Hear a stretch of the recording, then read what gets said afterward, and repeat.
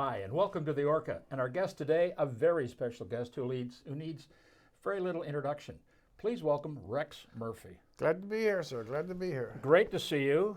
Another CBC alumni. Another exile, sir, from the happy place. Now, before we start talking about other topics, tell us what you're going to be doing for the Orca. Well, again, there's been an atmosphere. I've been at this on and off, not related to the Orca, for quite some time. The imbalance that seems to exist between certain forces that are at play in the economy and the environment. And the fact that we've had such a predominance, and it's aggravated in the media, incidentally, of one side of that debate. In my experience, my particular experience, it comes out of the Newfoundland fact that when we had the collapse of the fisheries, so many of our guys who otherwise would be stranded, and I mean thousands, ended up and got salaries and got jobs and got hauled out of a depression. And yet you saw all these campaigns and forces across the world, slandering any idea of using natural resources as economic benefit. And it was true, it is true, it was true, in the news media as well. The counter story, I'm not saying one side is actually absolutely right, but that the counter story just doesn't get presented. And there's a number of factors of which I won't go into. So the few things that I like to do, just as being a professional nuisance, is to point out that there are other elements of the argument, that certain professions like construction or oil and gas are not demonic, as is now the cliche, and that taking environmentalism as an ism, as an ideology, as actually a political movement to stultify economic development and hurt people who need work is simply wrong. And I just like to push that idea. Well, welcome to the Orca. We look forward to your articles. Today I want to talk about politics. Okay. And where to begin. So let's start federally because we're just a few months away from a federal election.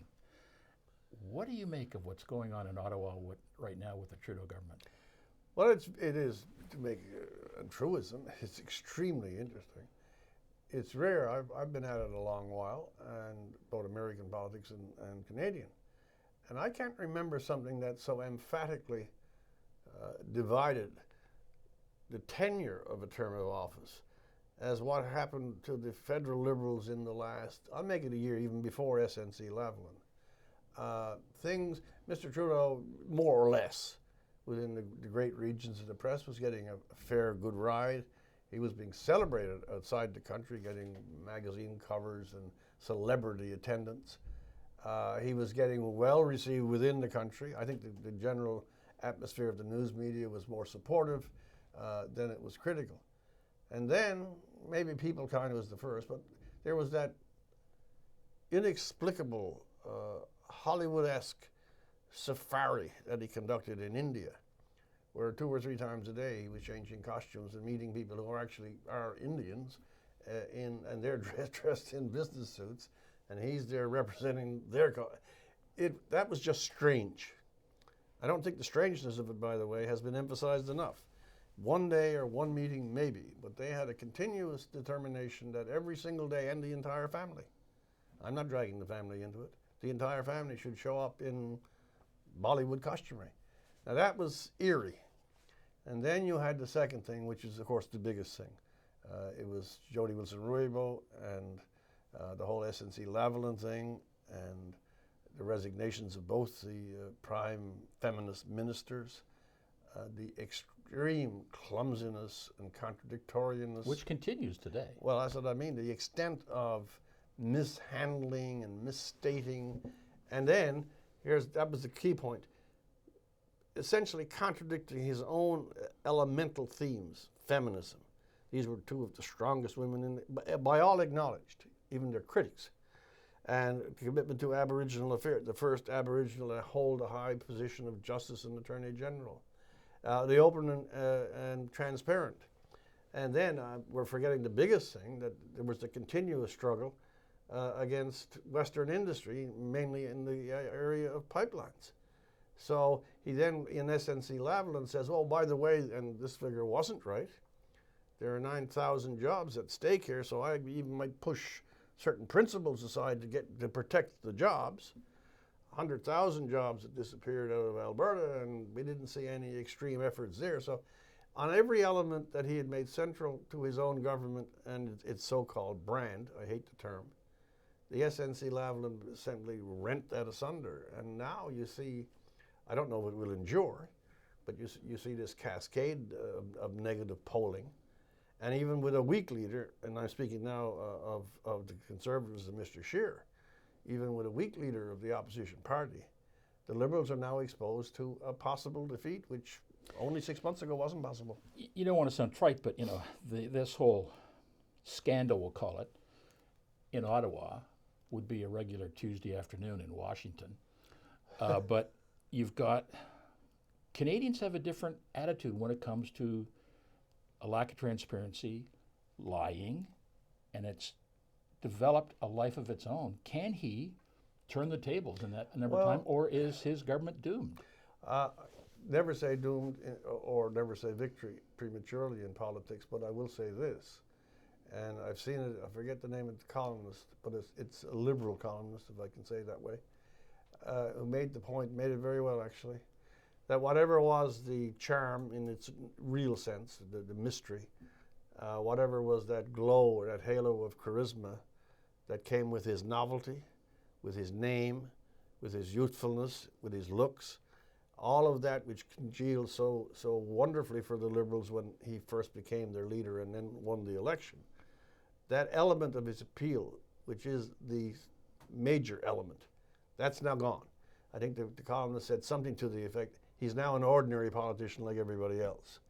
That domain where he called for support because he was inspirational, or he was idealistic, or he represented real change, he has discarded all of that. So he now fights on the same ground as if he were not Justin Trudeau, but Justin Smith. He's got internal politics as well, because he's got 13 members of his caucus who are not running again, 5 who've already left the Liberal Party, sitting as independents, so that's 18. One of those is Andrew Leslie, the former Lieutenant General, who is leaving and who has now said he will testify on behalf of Admiral Norman. Admiral Norman. So let's talk about the Admiral Norman case, because some political commentators are saying this, in fact, might be bigger than SNC-Lavalin.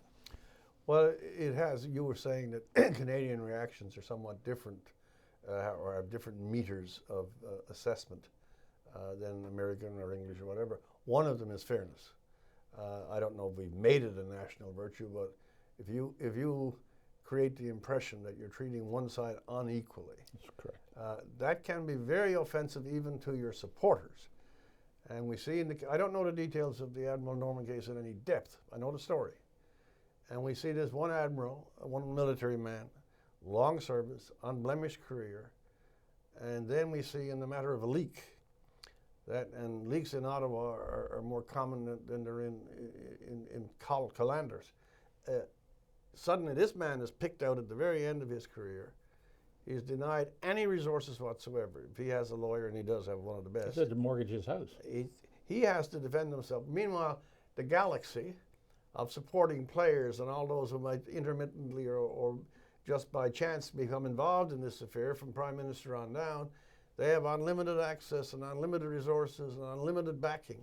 And then the government, again, we're back to open and transparent, when his lawyer says, I need his own emails and I need some other files from government to prepare his defense, they stall, they obstruct, they delay, they put him out there alone, they prosecute him for something that is such an everyday occurrence in Ottawa, you can get 10 leaks a minute. They leave him without legal support. And unless they've got some really mortal case to bring on him, it is grossly unfair to ruin that man's career at the very end of his active days because of some political fraction. I don't know what will come of the Norman case. No, neither of us do. But it has potential. And if it turns out that this was some way to finesse a political sin, or if the government was playing with contracts when they shouldn't have been and Norman actually did a right thing, then they will be in real trouble. But I can't say that is it. What do you see as the main issue of this coming federal election? What do you think what ground it's going to be fought on? It is going to be fought on climate change. I'll tell you that now. That's pure garbage thinking. It's going to be a referendum on the character of the present government as represented by the Prime Minister. If he can maintain some elements of that appeal that I've been talking about, if he can restore some of it.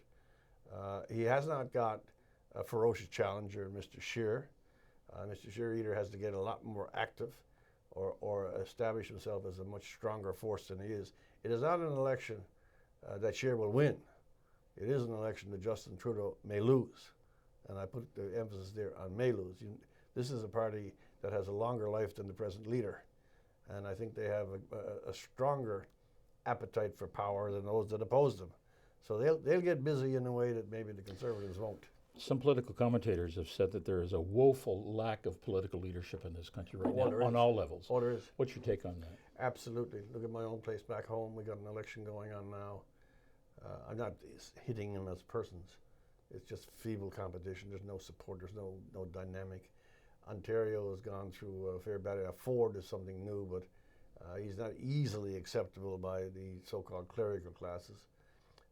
But the running up to that, Wynne and Hudak and the rest of the oppositions and the governments don't have the commanding presences that you would see in previous days. This is not nostalgia. I mean, John Crosby was the great leader in Newfoundland when he was a member of the federal cabinet. Seamus O'Regan, I don't think you make that comparison. So and you're right, it's on every level. And municipally, some of the municipalities, big and small, are just one gigantic mess. Inspirational leadership of the kind you see. I think the elder Trudeau, remember the Quebec separatism fight, he had moments when it soared. I mean, they didn't like him, or some people did. I liked him. But his talent and his ability to radiate intelligence and meaning. But the guff that comes out of some of the PR releases from the present government, it's not high school level. How do you account for that? I don't know. Maybe the good people are staying away. Maybe politics has become so messy and angry, and social media makes it uncomfortable. The cynicism has penetrated every institution. Universities, especially in the humanities department, lack academic courage even. Our news media, the ones you and I were associated with, not just the private people, have become more instruments of points of view than they are news relations, news reporting. So maybe it is that the climate, but I don't think that holds, because in previous days we had wars. Whatever problems we have, there were bigger ones. I think of Churchill, and you think of Lincoln, and you think it's rough getting into politics now. But stress times, and somehow these leaders emerge. But I can't think of a single memorable statement of national purpose or national being or character that has emerged from the mouth of a premier or a prime minister last 15 or 20 years. Do you think that's contributed to this era of populism now, and Yeah, absolutely. somebody who stands out, whether he or she is right or wrong, because they stand out, they attract people's attention? Well, it's that is part of it, but there's another part. It goes right back to the beginning of the little chat here, when people start to say, oh, we're going to save the planet, and we're all busy about Paris. And by the way, there's some guy in Red Deer that has been 4 years out of a job, and his family is there, or there's another family back in Newfoundland who've been waiting and waiting and waiting, maybe get a second chance. When they see them taking care of every other thing except the thing that's on their doorstep. I put this maybe as one of the Orca articles. You know something? If you can't fix your own downtown, why are you saving the planet? Who gave you a license to even think that? And finally, in the case of Canada, all these things are wonderful. They make great little holidays and marches. But if you haven't had work for a long period of time, and you're in a distressed area, and crime is going up, and housing is this and that, and you're worried you can't even send your kid to a movie, people will get angry. It's not a populism thing. You can only ignore people for so long, and they'll say, well, the hell with you. Donald Trump is the best example. Donald Trump was not an eruption of some great personal force.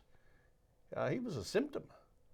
It was the force that elected him. And you can only ignore us and look down on us and tell us what to think for so long. And then we'd say, well, the hell with you, and who's the worst one we can throw at you?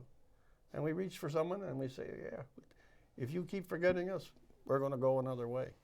They've created that. It's not the populists that have created populism. I disagree with the term. I think it's the neglect and the cynicism and the condescension of the people who've been governing countries and states for 20 and 30 years without regard for their own citizens. Rex, so much to talk about, so much to write about. We look forward to your articles in the Orca. Thanks for being with us. No, thanks for having me in there. This is a wonderful studio. It makes me nostalgic. Rex Murphy on the Orca.